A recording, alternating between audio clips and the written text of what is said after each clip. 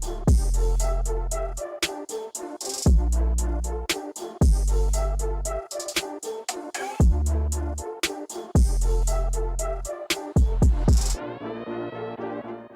folks, how's it going? Welcome back to another episode of the Blue Dugout Podcast. Of course, your host, Chris Pacheco. Let's get into this crazy series that just took place at Wrigley Field. Both of these games, in fact, went back and forth all the way through. As you can see, a score of only one run between each games. Fortunately, the Dodgers get swept in this series. However, I can't be too mad, honestly. I can point out some negatives here and there, but these guys definitely fought in this series. They stayed in it all the way through. They did not lie down and let these guys just run all over them. You know, the Cubs being probably the best hitting team in baseball right now. I mean, these guys are just on fire in terms of all of their bats. You know, of course, we've got Kyle Tucker, Pete Crow Armstrong, Ian Happ, Nico Horner. I mean, those are just a few of the guys that got it done in this series. But let's jump into it. On the mound for the Cubs, we've got Shota Imanaga, who comes into a sixth start with a 3-1 record, and not such a bad start off his last one in San Diego. He, in fact, did not allow an earned run. But we get into this game, and it's not the same result for him. In fact, it starts off with Shohei Ohtani. Shohei Ohtani reaches first base on Gage Workman's error over at third base. Now, it looks like Gage Workman really doesn't play this position. In fact, this was only his fourth time this season playing third base. You know, kind of can give him a break in that in terms of being in the major leagues, right? At a position in the major leagues, unless you're a Kike Hernandez, a Tommy Edman, really you got to be consistent at one position in order to really feel comfortable, to get ground balls, to make the plays and all that stuff. Unfortunately, Gage Workman not getting it done. It's then followed up by another Teoscar Hernandez single, moves Shohei Ohtani over to second base. Teo is now at first base. It's followed up by a Freddie Freeman strikeout, but then that brings up the hottest bat in our lineup right now, Tommy Edman, with a 3-run bomb to center field, gets over the net, over the wall, all the way past the hedge. That ball's up, that ball's fair, that ball is back, and that ball is out of here. Tommy Edman is looking so good right now in terms of the plate, hitting home runs, getting doubles, getting base hits, taking walks. I mean, the guy can even run out a ground ball, as we saw in that last series in Texas. Tommy Edman probably doing something in his off time, right? I mean, he's probably in the cages, really working on something. Whatever adjustment it may be, it definitely is working for him right now because he is on absolute fire and just doing a great job of making sure that we at least put up some runs, trying to build some momentum which way it can be, and that makes it 3-0 Dodgers. Now we go into the bottom half of this first inning, and we've got Dustin May on the bump for us, who of course has been looking phenomenal all season long, but unfortunately in the bottom half of this first inning, this does not look like the Dustin May that we have been seeing all season long. On just the second pitch of this at-bat with Ian Happ, he ends up putting a ball into right field past Teo and getting a nice double to start this off. And it doesn't end there. On the very next pitch, Kyle Tucker comes up and gets a single to the center fielder and unfortunately puts Ian Happ in scoring position now. And then this is another negative I want to point out in this game, and it looks like kind of throughout this series, these guys just keep running on us. They've been stealing the bases all season long. In fact, I think they're one of the highest teams in baseball right now with stealing bases, and Kyle Tucker takes advantage of that, gets into scoring position, and now we've got two guys in scoring position with no outs. It's then followed up by Suzuki getting a double to the left side, and this now puts in 2 runs to make it 3-2 Cubs. So once again, these Cubs are literally one of the hottest teams in baseball in terms of their bats. And just like that, in a matter of 7 pitches, they are now only down by 1 run. And unfortunately, does not end there. Now this is followed up by a Dansby Swanson triple to center field. Now this ball, unfortunately, looks like it should have been caught by Tommy Edman. This ball was right there, it flew right next to his glove. I mean, once again, we are in Chicago. They were talking a little bit about some wind gusts out there. Probably was a little windy. And unfortunately, Tommy Edman can't come up with that play, and now that makes it a tie ball game, scoring Suzuki on that big triple from Dansby Swanson. These guys, once again, are just staying hot in terms of their bats. They keep on scoring runs. They get guys into scoring position and take advantage of it, and now we bring up, in my opinion, he was called this by Earl Hershiser, the Dodger killer. Pete Crow Armstrong, the former LA native himself, comes up with another double to now score Dansby Swanson. Now it is 4-3 Dodgers. So after that big double by Pete Crow Armstrong, unfortunately, it still doesn't end there. Miguel Amaya getting this little bloop hit over the right side, and Pete Crow Armstrong, of course, having all that speed, gets all the way around third base to score from that hit, and that now makes it 5-3 Chicago. Once again, one of the hottest teams in baseball in terms of their bats, and they're showing the Dodgers right here. They're showing the Dodgers that, yeah, you guys can draw first blood, but you better not count us out because we're still in it to win it. We fast forward now to the top of the second, where we see a little bit of improvement for a couple guys. Max Muncy, once again, gets a walk. He gets on base, and that shows that, once again, he wants to get his on-base percentage up. He's clearly doing something that, most people aren't seeing. He's just trying to do his best to get on base. At the end of the day, in Major League Baseball, it is very hard to play this game at any level, but especially in the major leagues. I mean, it's literally a 1% chance of people making it to the show. Then you have these guys that have to play 162 games each year. Yes, they get some nights off. Yes, they get some time to go into the cages or whatever. But showing the fact that he can get on base, showing the fact that he is doing it by walking, means that he's not getting too anxious, means that he's not wanting to be an I guy, as we call him in baseball, right? A guy that just focuses, oh, I'm getting all these home runs and hits, and I'm okay with that. He at least takes one for the team, not having to swing at any of these balls, and ends up going all the way to a walk. Unfortunately, it's followed up by Enrique Hernandez grounding in to a double play, and that just, in my opinion, is such a momentum killer. Our guy last postseason, right? Literally, it was Mr. October, came alive, showed so many hits, so much life. You need that right now. Once again, like I was just mentioning, it is very hard to play this game, but Tommy Edman, for example, doing something right, seeing the ball a certain way, or whatever it may be, an improvement in the cage, an adjustment in the cage, his timing, his swing, whatever the case may be, but he's at least doing something to where it's probably helping him get all of these home runs, RBIs. Then you have Kike Hernandez, who shows the average that he's showing right now, and unfortunately, I don't feel convinced about Kike Hernandez really doing anything extra. He might be trying his best. He may be just in a slump, which happens to every single ball player. There's a few guys out there right now that are going through it. Another thing about baseball, a game of adjustments. You got to just adjust any which way you can. And unfortunately, grounding into this double play is not the best way to do it. But we have our guy who as well shows some improvement in this game. Andy Pages comes up and hits an absolute shot to left center field. That ball is up, that ball's back, that ball is fair, and that ball is out of here. Andy Pages putting the Dodgers on his back with this one, definitely saying, if you guys are going to ground out into a double play, I'll come up and pick you guys up. Hats off to you, Andy Pages, for that home run. It is a big one. Now brings the lead down to 5-4, within reach with just one run. So let's see if we can keep capitalizing on that. Really nothing happening after this for a couple of innings, right? We go cold. Both pitchers kind of doing a good job of keeping it at bay at there. But then we get to the bottom of the 5th inning. Dansby Swanson gets on with a walk, and then it's followed up by him stealing second base. Once again, these guys just running all over the Dodgers right now. These guys just taking advantage of the fact that they're one of the quickest teams. I mean, you've got Swanson, who's got speed. You've got Pete Crow Armstrong, who's got speed. Kyle Tucker, once again, too, has speed. So these guys just taking advantage of all that. And one thing that'll never have an off day in baseball is speed. It's then followed up by the man who we just cannot put in the dirt, the man that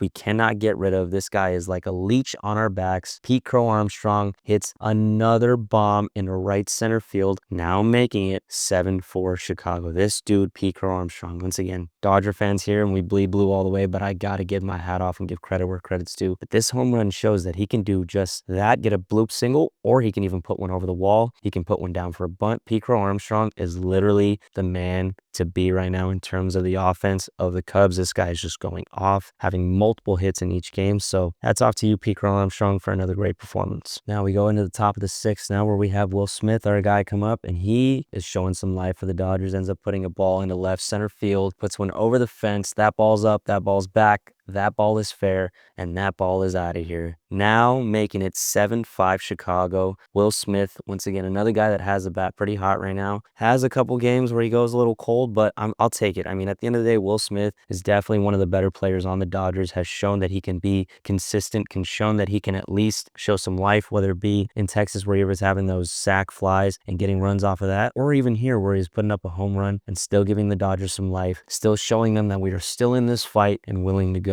So here we are in the top of the 7th, where guys are showing some improvement by getting on base. Here we've got Andy Pages, who starts it off with a single, followed off by a Shohei Ohtani walk, and even Mookie Betts getting a walk. So now we've got bases loaded, no outs, and Teo Hernandez puts a ball in play. Now this is something that's very, very positive for something like baseball, or even just a situation in general in baseball. You got a guy like Teoscar Hernandez, who has been putting up these big hits, right? These doubles and everything. But in this one, all he does is put it in play. And unfortunately, once again, Gage Workman, not used to this position, makes an error, and that gets a guy to score. We now have a 7-6 ball game, and we cut the lead down. So once again, we put the ball in play, and we may get something out of it, right? Just like Teoscar Hernandez did in this situation. He puts a ball in play, not in the air where it's just going to be a layup of an out, but he puts it on the ground where you guys have to make a play. And unfortunately, Gage Workman cannot come up with that ball. And now, once again, that makes it 7-6 Chicago. It's then followed up by a big double from the MVP from our 2024 World Series, Freddie Freeman. He ends up scoring scoring 2 on this one, getting Teo over to scoring position at third base. And now this makes it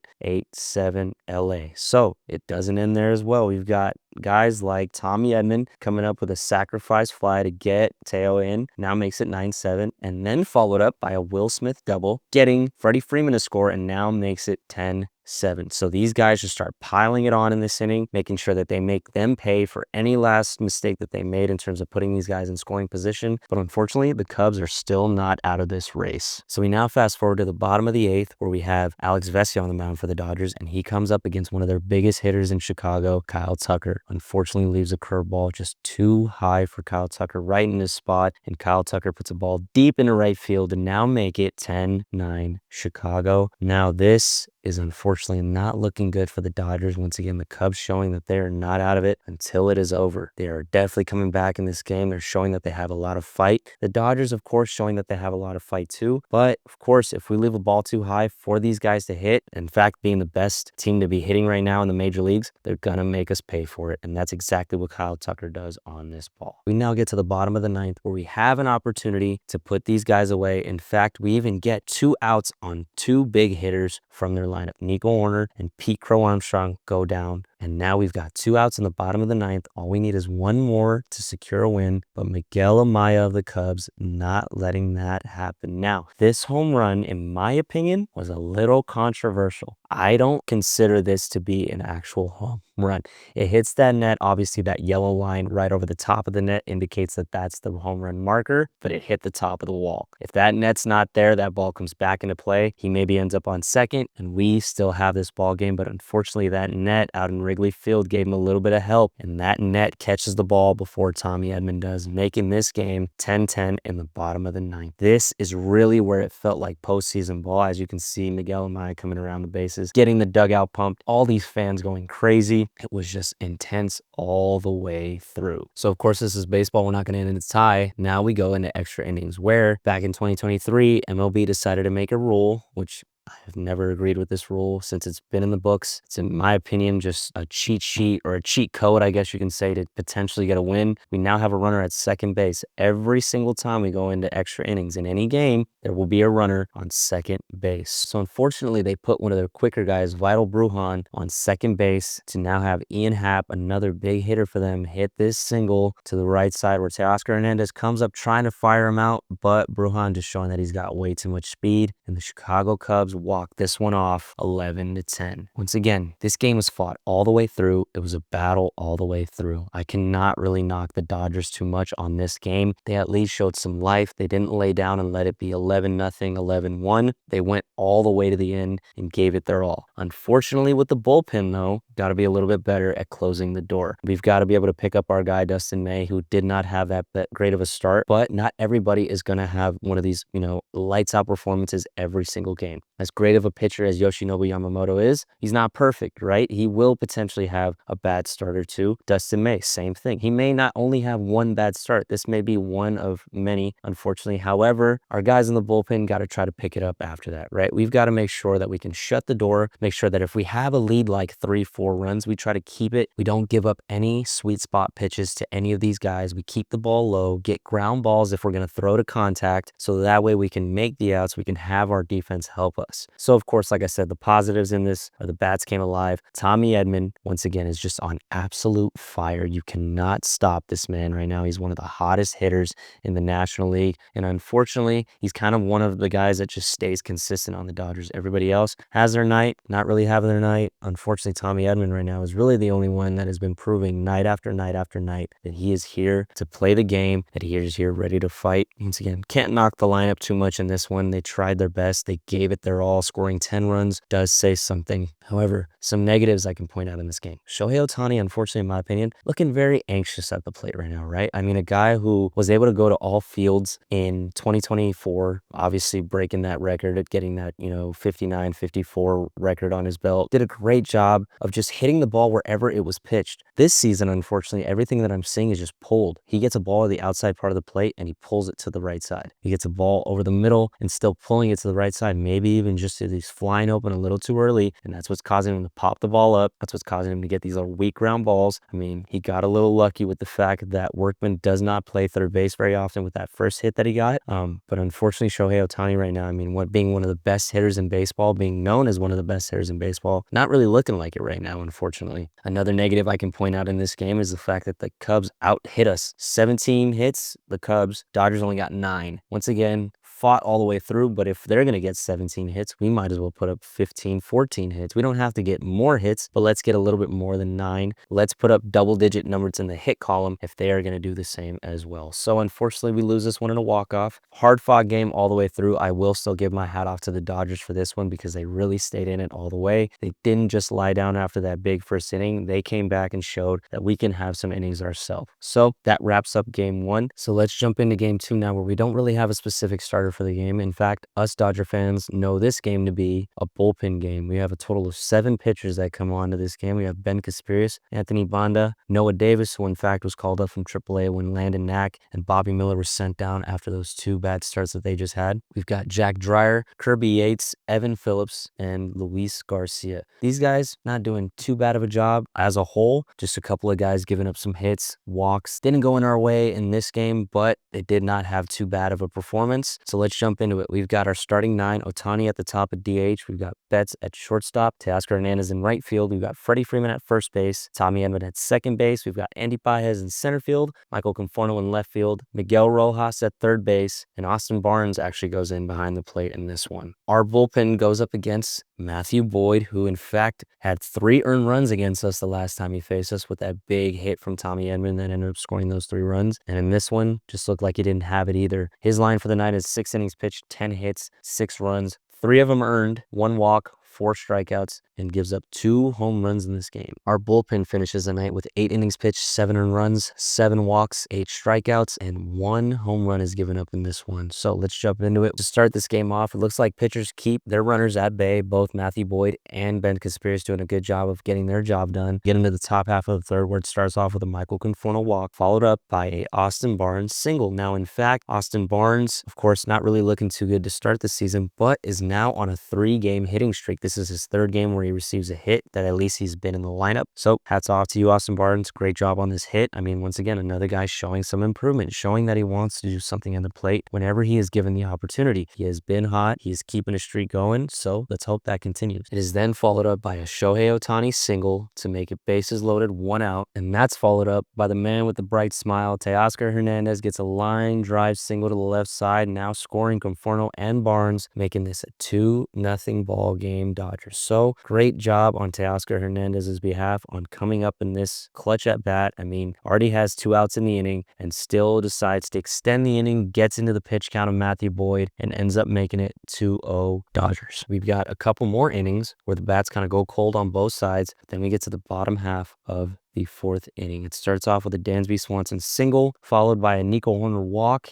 and that brings up none other than PCA, the man that, once again, we just cannot shake, the man that we cannot get off our backs. Pete Crow Armstrong with a big home run to the left center field, and that now makes it 3-2 Chicago. This dude, Pete Crow Armstrong, man, I mean, he's probably one of the hottest hitters in baseball, like I said, seeing the ball so well right now. A Los Angeles local, he is absolutely dominant at the plate right now. So then we fast forward to the top of the 5th, where we have a Miggy Rowe single. Now, Miggy Rowe, unfortunately, just not having the greatest start to his season, has had a couple of hits here and there, but unfortunately has just not really had the bat hot until today. Got a single and show some life. So Miggy Rowe, hats off to you for an improvement. It's then followed up by Austin Barnes just getting a dribbler to the pitcher. Now, this is another example where if you put the ball in play, something may happen. Puts the ball in play, and unfortunately, Matthew Boyd throws a ball way too high. Miggy Rowe ends up making it to second base, and in fact, Austin Barnes now makes it to first base. So once again, we just put the ball in play, didn't get nothing big, but it was on the ground. They have to now make a play, which they couldn't, and we made them pay for it. Mookie Betts follows it up with a big line drive double to the left side, now scoring Miguel Rojas, making it 3-3 Dodgers. What a good job on Mookie Betts' behalf. I mean, a guy, once again, hasn't had too many big moments, a couple of home runs here and there.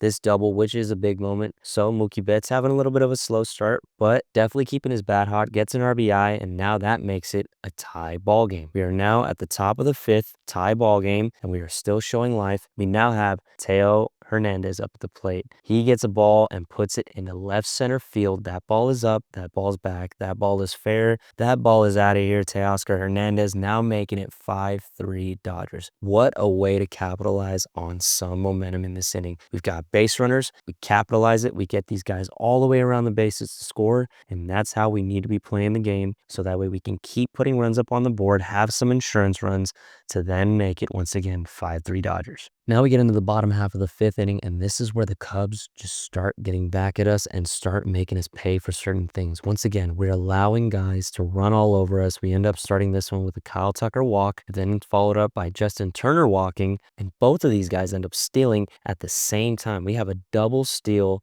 that's pulled on us. Guys, we've got to be a little bit more heads up with base runners. Austin Barnes, I mean, once again, in my opinion, is a more defensive catcher than he is an offensive catcher, has to do a better job of making one of these outs, whether it's Kyle Tucker at third or Justin Turner at second. That also leaves it up to Jack Dreyer. Jack Dreyer, in my opinion, has got to do a little bit better job of timing his pitches and having his timing a little bit better. You can't just be quick to the plate or take your time to the plate. These guys are eventually going to pick up on your, how should I say, your timing to the plate, whether it's, counting in their head so that way they can time it as to when they're going to go. Jack Dreyer just looking like he's not really paying attention to these runners on, allows a double steal. We now have got not got one, but two runners in scoring position. That's followed up by Michael Busch walking, and now we've got the bases loaded with only one out. And that brings up Dansby Swanson, who makes us pay for those bases loaded with one out. He ends up getting a single center field and scoring not only Kyle Tucker, but Justin Turner, now making it a tie ball game. Also, too, Dansby Swanson puts himself into scoring position and Michael Busch into third base. No, two runners in scoring position, and we still only have one out. So, of course, it doesn't end there. We now have Nico Horner up at the plate, who puts up a sacrifice fly deep enough to Teoscar Hernandez to score Michael Busch and get Dansby Swanson still into scoring position, and that now makes it 6-5 Chicago. Guys, this is of course not looking good. We're now just allowing these guys to get these runs, get these hits, and build a comeback against us, as now they've got the lead. We've now blown the lead for the second time in the series, and unfortunately, once again, that's not where it ends. Look who comes up, the man we of course expect to do something. Pete Crow Armstrong gets a single, and unfortunately, that scores Swanson, now making it 7-5 Chicago. Guys, the bullpen once again has to do a better job of keeping these runs at bay, being able to,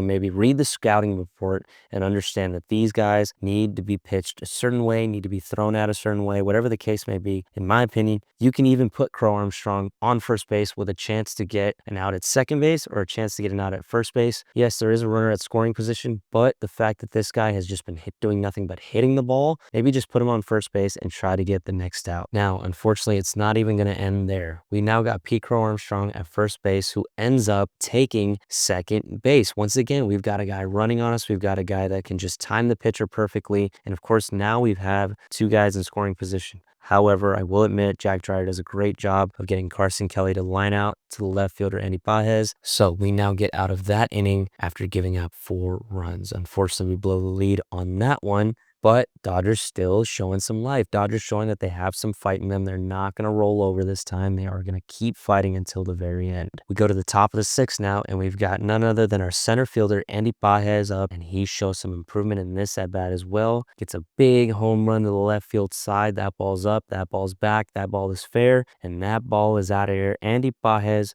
with a big home run, now making it 7-6 Chicago. So we still don't have the lead. We still don't have a tie, but Andy Pages showing some life, showing the fact that we can still try to build some momentum off of this. We follow it up with a Michael Conforto single, and then we've got Austin Barnes up at the plate, who ends up getting a double in this at-bat. Austin Barnes, once again, showing the fact that he has a bat, that even though he doesn't start every game, he can bring him off the bench, and he's still able to perform. So once again, Austin Barnes, have a night, kid. What a performance from you. Great job, at least trying to show some life for these guys. And that's followed up by a Shohei Ohtani out to end the inning. Now, the Cubs not having the best bullpen this year, but it looks like in this one, the bullpen comes in and just completely keeps the door shut, does not allow any more stuff to happen. We go down in this one, 7-6 Chicago. Unfortunately, the Dodgers do not get this series at all. They get swept. Only a 2-game series. However, that makes it now a season series win for the Cubs. That'll probably be the last time we see the Cubs for now. But once again, this is definitely going to be a team to face in the postseason. This is going to be a team that's definitely going to be in the running for the National League Championship Series. I can call it right now. I know that they are definitely going to be hot throughout the season. So some positives I can point out in this game. Austin Barnes, once again, showing some improvement, getting not 1 hit, but 2 hits in this game. And although the double didn't get him around to score, he still is showing some life. He's showing some improvement. The fact that he's, once again, is not in the lineup every night, but anytime you bring him off the bench, he's still able to perform. The bats stayed hot in this game as well. The guys just really are coming alive in terms of them, wanting to make things happen at the plate, whether it be getting walks, whether it be taking one for the team, or getting these big home runs or hits that they've been getting. Andy Pages turning a page in this game and definitely getting, showing some life. Not even just in this game, but this series. I mean, this guy going off right now, looking like he's getting better with his offense, showing some improvement. He may be doing something just like Tommy Edman in his off time. He's going into the cages, working on some adjustments, and it's probably helping him at the plate. So Andy Pages, hats off to you for a phenomenal night. A negative that I can point out in this game is, unfortunately, the bullpen just did not have it in either game, in my opinion. Unfortunately, they let these guys come back a couple times. They've got to have their stuff. If you got to start from Dustin May like this, where it's just giving up all these hits at the beginning of the game, all right, that's going to happen. But our job as pitchers in the bullpen is to make sure that we come in and completely give a lights out performance, try to keep the door shut, ensure that they're not going to score any more runs on us, so that way we can put up more runs and end up taking this game. But unfortunately, that's just not the case. Ohtani just looking way too anxious in most of his at-bats lately. I mean, once again, a guy that has just been so good, a guy that was great in the 2024 season, obviously put up that one record that no one else has put up, to now having some of these performances. In my opinion, he really does look like he's pulling off the ball. He's trying to pull every ball. Every ball looks like he wants to hit a home run. Unfortunately, that's leading into pop-ups. That's leading to little dribblers. That's leading to him striking out. So Shohei Ohtani, not the best look right now, and just needs to get a little bit better in terms of the plate. Of course, once again, we are at the beginning half, so it may just take him a little bit to get to that point, but we'll see where it goes. The Dodgers are back in LA Friday night, where we've got a very good pitching matchup going up. We've got 2 guys that came into the 2024 season as rookies to now facing off in Dodger Stadium. Paul Skeens gets to start for the Pirates, and our best pitcher gets to start for the Dodgers, Yoshinobu Yamamoto. Let's see how these 2 guys match up. We are in Dodger Stadium, where hopefully we can bring the noise, bring the momentum for these guys, where we can get pretty hyped. In fact, I'm a little jealous. I bought the wife some tickets for this game to end up going with her friend. She gets to go watch this matchup live. I wish her a great night and hope she has a great time, because it's going to be a matchup between 2 very good pitchers. So that wraps up tonight's episode of the Blue Dugout Podcast. Make sure you give a like if you haven't already. Subscribe to the channel if you are new. This is Chris Pacheco wishing you a very pleasant afternoon, wherever you may be.